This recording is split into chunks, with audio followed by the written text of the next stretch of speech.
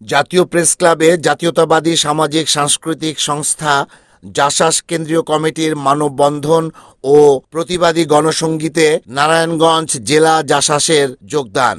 আজ বৃহস্পতিবার সকালে ঢাকা জাতীয় প্রেস ক্লাব সম্মুখ সড়কে শহীদ রাষ্ট্রপতি জিয়াউর রহমান বীর উত্তমের ছবি অবমাননা এবং বিএনপির ভারপ্রাপ্ত চেয়ারম্যান তারেক রহমানকে নিয়ে অশালীন বক্তব্য ও কটূক্তির প্রতিবাদে জাসাস কেন্দ্রীয় কমিটি আয়োজিত মানববন্ধন ও প্রতিবাদী সঙ্গীতে জাসাস কেন্দ্রীয় কমিটির আহ্বায়ক চিত্রনায়ক হেলাল খানের সভাপতিত্বে মানববন্ধনে প্রধান অতিথি হিসেবে উপস্থিত ছিলেন বিএনপি চেয়ারপারসনের উপদেষ্টা পরিষদের সদস্য জয়নাল আবদিন ফারুক। জাসাস কেন্দ্রীয় কমিটির যুগ্ম আহ্বায়ক আনিসুল ইসলাম সানির নেতৃত্বে নারায়ণগঞ্জ জেলা জাসাসের নেতৃবৃন্দ কেন্দ্রীয় কমিটি আয়োজিত মানববন্ধনে যোগদান করে।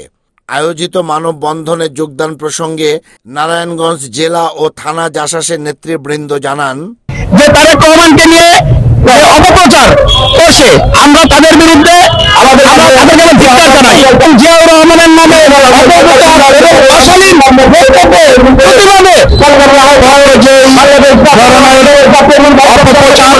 চালাচ্ছে, আমরা নিন্দা জানাই। আমাদের লিডার তারেক জিয়া, ওনাকে নিয়ে আমরা কোনো কটু কথা কোনো কিছু বরদাস্ত করবো না। তারা চাই না, তারা অপমান অপদস্থ, তারা সবাই হোক, আমরাও তাদের অপমান অপদস্থ করবো না। তারেক রহমানের ইমেজ ক্লিন ইমেজ তাকে যত অপপ্রচার করবে তার সম্মান এবং তার রেকর্ড আরো বাড়বে। আশা করি এই অপপ্রচার বন্ধ করবে।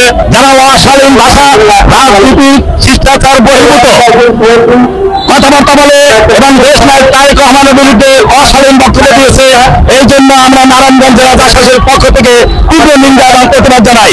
কেন্দ্রীয় জাসাসের সদস্য সচিব জাকির হোসেন রোকনের সঞ্চালনায় গুরুত্বপূর্ণ বক্তব্য রাখেন প্রধান অতিথি জয়নাল আবদিন ফারুক। সুদূর 10,000 কিলোমিটার দূরে থেকেও যাকে বিভিন্ন অঙ্গরাজ্যে আপনার সরকারের আমলে যেখানে আইন শৃঙ্খলার অবনতি না হওয়ার জন্য সকল রাজনৈতিক দল আপনাকে সমর্থন করে দিচ্ছে, আপনাকে সাহস যোগাচ্ছে। কি করে কালকে এনসিপির উপরে হামলা হলো, রহস্যটা কোথায়? জনগণ তাই বলা শুরু করেছে লন্ডনের বৈঠক পর এই দেশে যত একটি নির্বাচিত সরকার না হতে পারে তারই ইঙ্গিত বহন করে এই সকল ষড়যন্ত্র সৃষ্টি করে। আলোচনা শেষে জাসাস নেতৃবৃন্দ ও দেশের খ্যাতিমান সঙ্গীত শিল্পীরা গণসঙ্গীত পরিবেশন করে। রিপোর্ট আহমেদ শরীফ, NAN TV।